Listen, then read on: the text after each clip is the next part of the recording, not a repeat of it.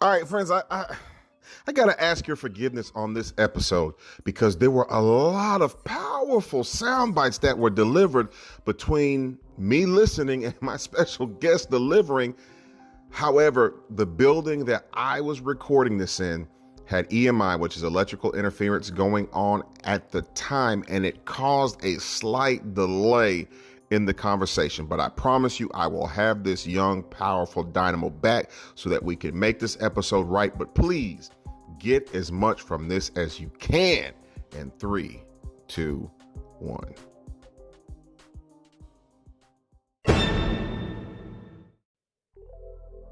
All right. What's up, everybody? This is your host, Anthony Mitchell, coming at you with another episode. Fresh off the press, I got a special guest in the building with us today. But before I turn him loose, I just want to encourage you guys to first buckle your seatbelts. This is going to be an action-packed episode where you're probably going to, you're going to have a good time with this one. But before we get started, I want to encourage you guys to like, share, subscribe, and rate this podcast wherever you're at so that we can get this in the ears of some more listeners and we can spread our message.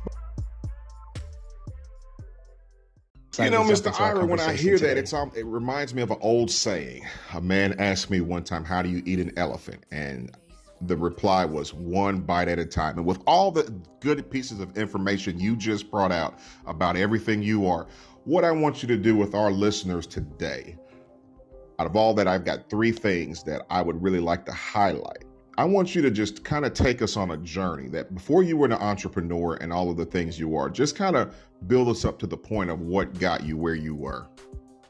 Yeah, so what got me where I wasn't what I have now. So I started in high school and I knew that I had a dream to be a businessman. I found myself in the bank one day and my mother and we was approaching the teller. And as we approached the teller, we noticed, Anthony, that the teller and the customer was in a heated conversation. And so as I started to engage the conversation and what the customer and the teller was experiencing, I heard the customer say, I need a manager and I need the manager now. And it was in that moment, Anthony, that it really changed the course of my life. A manager stepped out. He was in a suit and he was in a tie. I believe the tie was red. And as he came out, he started to engage the customer. He started to speak to the customer needs. He essentially took the customer from her current situation to her desired situation. Long story short, Anthony, I knew in that moment that whoever that guy was, I knew that I was called to be that. And so as he stepped out in position, as he took over the needs of the customer, as he appealed to her needs, he stepped out in position and he revealed to me what my purpose was at the time. And so as I started that journey, I started in high school. I dropped out of high school. I found myself in a bank one day in front of a manager that was doing what I ultimately one day wanted to do. And since then, I've gone on to just kind of defy the odds, leave a state where most people aren't successful to ultimately go and build I would say like some influence in corporate America and ultimately leave corporate America. Before I get into that pivotal moment you had with this gentleman, you said some things that really struck me, and it speaks a lot to the culture that I feel a lot of our young people are, suffice to say, are settling with. Now, you talked about, prior to you meeting this man who was probably a little different than what you were being exposed to. Let's talk about the culture that you were a part of that allowed you to be a dropout, that allowed you to not, at a very young age, make some life-altering decisions that could have affected the trajectory of your career. Let's talk about that culture. What were you around? What were you seeing that made you feel like that was okay? So my culture was, I was in high school, and in high school, I never felt like I fit in. And so a big part of why I wanted to drop out is, one, I didn't like the people and the students. It just didn't resonate with my spirit. The whole idea of being in school and communicating with people that I didn't feel like I resonated with. So that coupled with the fact that I just wanted to do my own thing. I wanted to go and explore my truth. Everyone's truth isn't your truth. And as I went out to explore my truth, I ultimately found out that, everything was working together for my good. I just think for me personally, I hated high school. It didn't work.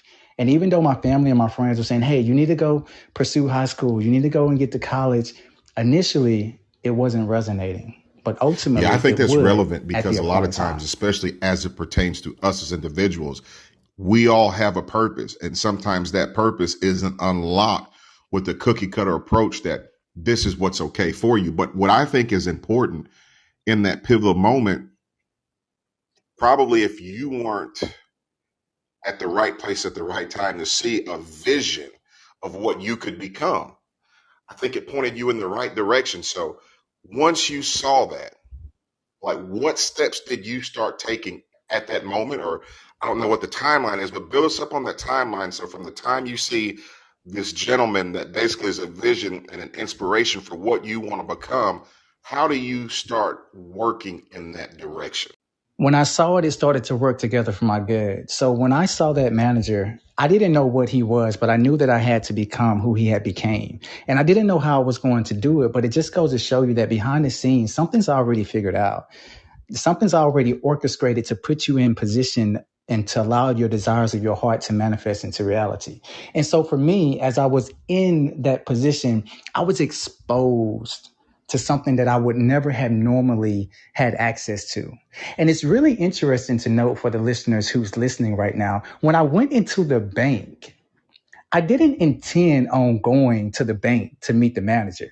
Like I didn't just wake up one day and say, oh, wow, I think it's a great day to go meet the manager. I was took to the bank by my mom who got me into the bank. And so as she took me into that room, I was exposed to something that I would have not normally been exposed to had she not been the vehicle that got me there. Sometimes you'll find yourself being took in certain rooms and put in certain positions to get you in position for what it is that you're called to do.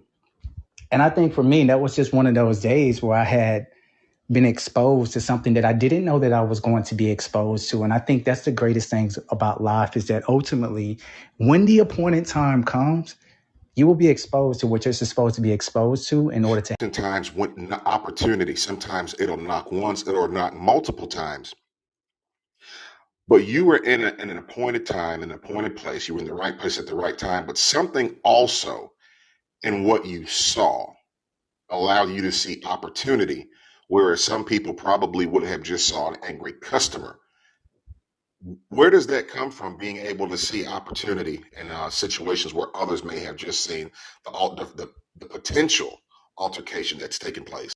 I think it was within my DNA. I think that the things that we're called to do, the problems that we're called to serve, ultimately it gives us life. Where something like that would have took my sister a hard time to grip, she would have been a person that was like, you know what, I can't deal with that person, right?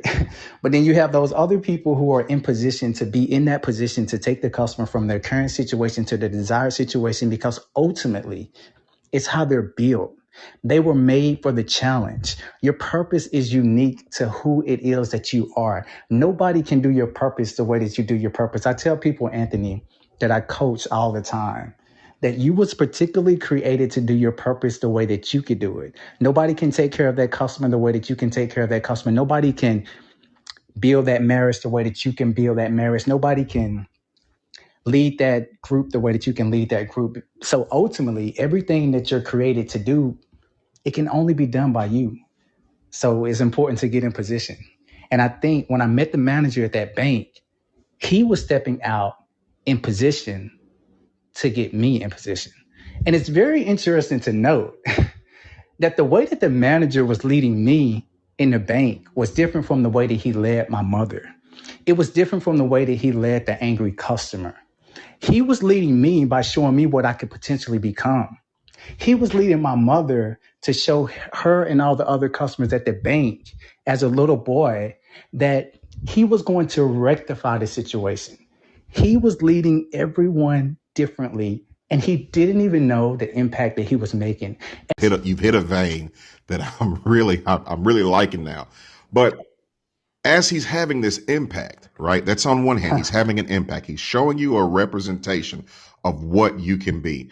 There is still this elephant in the room, and that you are a dropout. So as you're coming from a situation that society has spoken negatively on to wanting to become that. Did you ever have a moment where maybe you doubted yourself or you looked at yourself as not, didn't look at yourself in a favorable light? Did you have any of those moments? And if so, what did you do to overcome that? I knew that I was called to do something great, but I just didn't know how I was going to do it. Sitting in the room looking at who I could become, I didn't know how I would become it. But one of the most gratifying things, Anthony, is that I didn't give up. I kept pushing, right? When my family said, wow, we basically disown you because you're not doing what others are doing. Most people that become successful and they go out to do something super, super great, they never started out that way. They never had it easy. They never had things handed to them. And I think it's one of the most beautiful stories that people can have and testify to. They didn't go get the fancy degrees. They wasn't the most popular in high school. They just didn't have it all together. And so for me, I knew that the odds was up against me. But when the odds are up against you, Anthony, you want to fight back a little bit harder. You have a little bit more purpose. You have something better than someone that was handed everything. Because if I'm handed everything, then what do I really have to fight for? I can get it from my mom. I can get it from my dad. I can make this thing happen. I can pay my way to it. But when you struggle just a little bit, when the odds are against you, when you have people in your family, in your life, in your relationship telling you that you're not going to make it, it makes you want to push a little bit harder. And so I've always been the underdog to overthrow all the dogs. And that's how I look at it. And I'm pretty sure there's someone listening right now, like, you're considered to be the underdog. You're considered to be doing things that's not relatable to the most people around you. But you have the most opportunity to step into the greatest parts of your life because of the situation you're in. I'm listening, and I think a lot of times they say that failure or success, there's a 6-inch difference between the two. And when I first heard that statement, I didn't understand it. But what it's talking about, that's the distance typically between your ears, what you're hearing, how you're processing, what you're thinking is determining how far you're going. And I'm hearing that once you got a taste of where you wanted to go, you were exposed to greater. You didn't let anything block you out from getting there. So with that said, as you've taken this journey, let's talk about some of the highlights that you've encountered on this journey and what that looks like. So the benefit of, being considered the underdog, right? For me, my highlights have been, when I got into college, I graduated 3 years versus 4 years. I got my bachelor's. And then I went into corporate America and I quickly excelled. Once I left corporate America, I set out to create my own corporate America. And I think those are my highlights. But I think throughout all of that, my biggest highlight is that I met God outside of the church. Because so many people told me that in order to find God, you had to go to church. Tell it. But I didn't like church. Can I be honest? Like, I didn't feel it. I didn't relate to the people. I didn't like their stories. I didn't like the way that they judged me as I was approaching the church. And so God met me outside of the church at the appointed time. And as he met me outside of the church, it ultimately set the foundation and it allowed me to do what I've done at a quicker scale. What would have took someone 30 years to do, I've done within 3 to 4. And so that's kind of my highlights. But the biggest highlight is meeting God in a way that I didn't expect to meet him.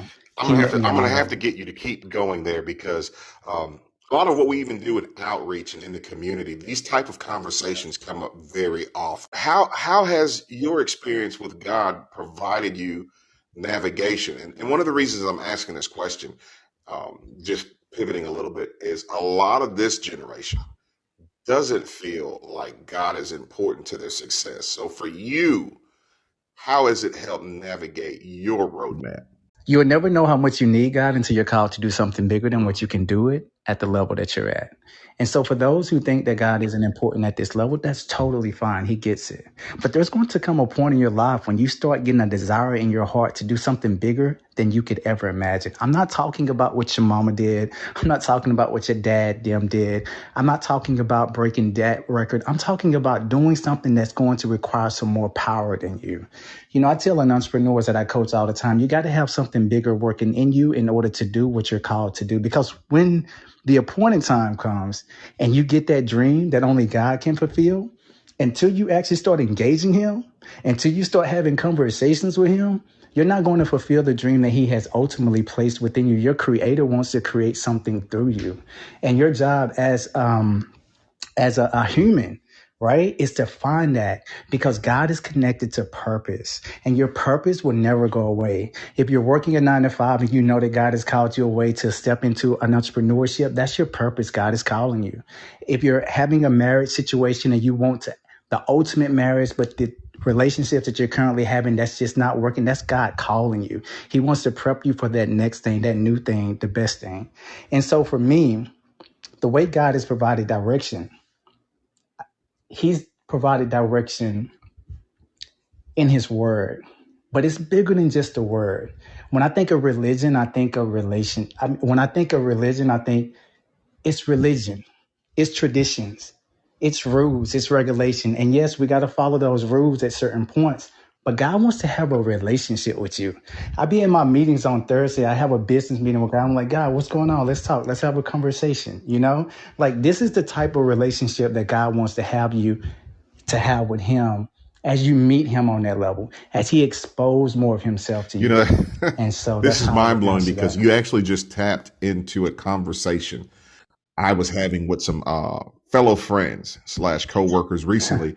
And I was applauding a lot of the millennial businesses now, the approach that they are taking to making their employees feel a little more engaged, or feel a part, or feeling like a sense of ownership they have with their vision.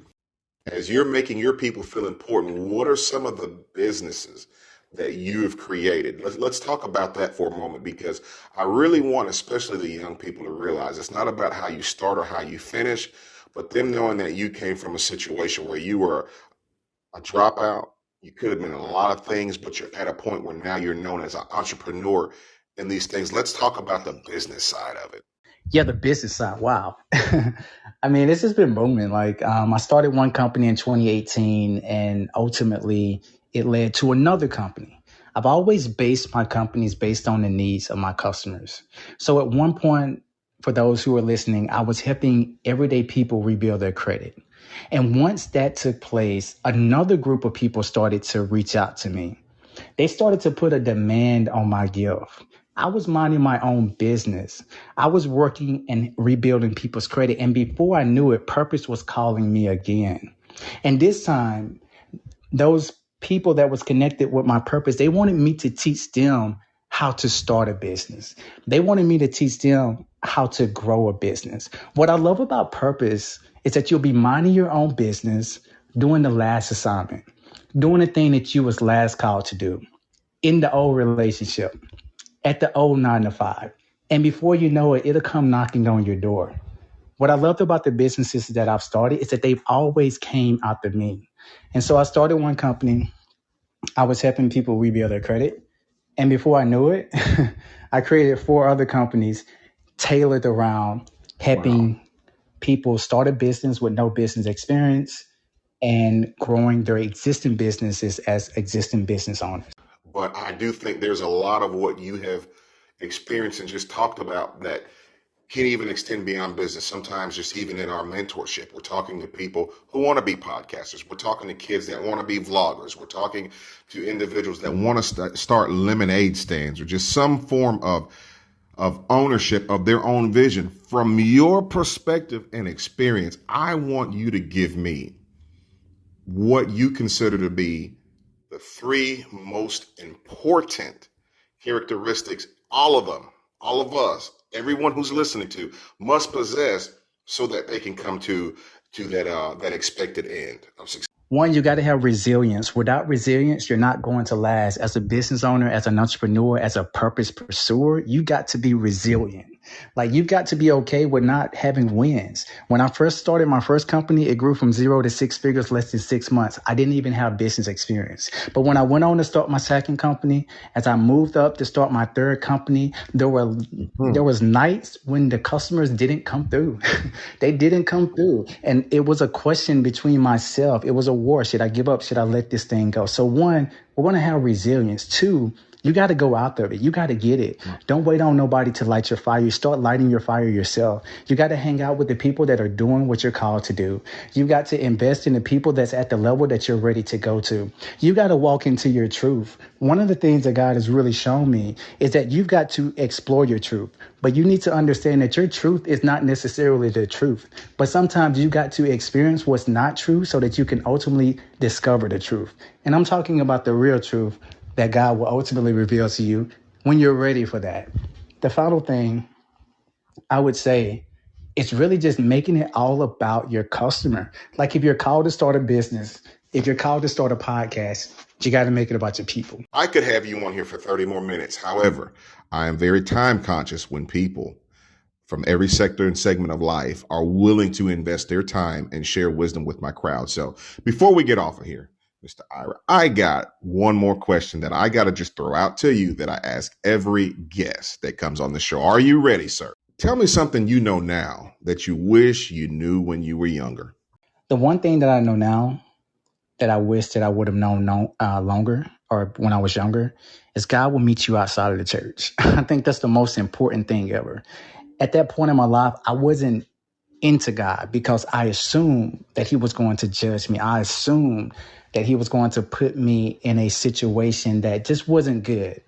And so what I wish I would have knew younger, everybody else was building a relationship with God, but I wasn't because I felt like he was going to judge me. I felt like I had to be pure. I felt like I had to be clean. God doesn't want you when you have it all together. He wants you broken. He wants you just like that. So go to him, build your relationship with him. And that's what I would say. It doesn't have to be a church thing. Get a Bible, get a mentor, get someone that can talk to you the way that God would talk to you or the way that you need him to talk to you. Allow God to meet you where you are. But by having a mentor, that's somebody that's able to speak into your life via wisdom or whatever the case is, to make sure, because you as a mentor understand that a lot of times these young people in any form of business or even older people come in sometimes with bad habits that unless you have someone with wisdom showing you how to break these habits, showing you how to stay motivated, showing you how to work, showing you how to just be consistent day in, day out, sometimes you'll carry on those bad habits and you're wondering, why am I being successful? That's because you don't have anybody speaking into you. And that's something we strive to do here at the End Zone Club podcast. Let's put these real conversations out here. These are things that we really have to talk about. So with that said, before we get out of here, are there any closing words? Is there any particular things you want to leave? I mean, this is your moment, sir. I'm blown away with what you've shared, but I don't want to muzzle you if you got something that you want to speak directly to the crowd before we get out of here. All of your dreams will come true, but you got to chase them. You got to use what people are saying against you to move into what you're called to move into. Don't allow anyone, their words, their thoughts to hinder you. Don't even allow yourself to hinder where you are. You've got to put yourself in a position that everything that was thrown against you, you got to use it to propel forward, to move forward. If you don't know how to do what you're called to do, you got to get with those people who are doing what you're doing. You got to get with the mentors. You got to get with the coaches. You got to get with the people that are in position to get you in position. As we close, had the manager never stepped out in the bank, I wouldn't be in position today. You have to realize that you're having to go, your job is to get in position so that you can get other people in position. Yes, you, the young one, the one that people think that you're not going to be anything, or the one that thinks I'm too young to do it. No, you got to step into what you've been called to do. Own the role. Do it the way that you can do it, because nobody can do what you was called to do at the level that you're called to do it at. If you've heard what this young man has just laid out and you've been inspired, you've been blessed like I have, you're probably going to want to connect with him on some level. For those, Mr. Ira, that are hearing your words of wisdom and want to know where they can find you, albeit social media, just via the internet, how can they talk to you some more? Yeah, there's two ways to connect with me. One, I help people build a business with no experience. Two, I help existing business owners grow their existing business. If you're needing to start or grow a business, head over to iracurry.com/get started, and I'll coach you through the process. Also, Anthony, I'm going to give all your listeners a free trial or a 75% discount, depending on the program that they enroll into.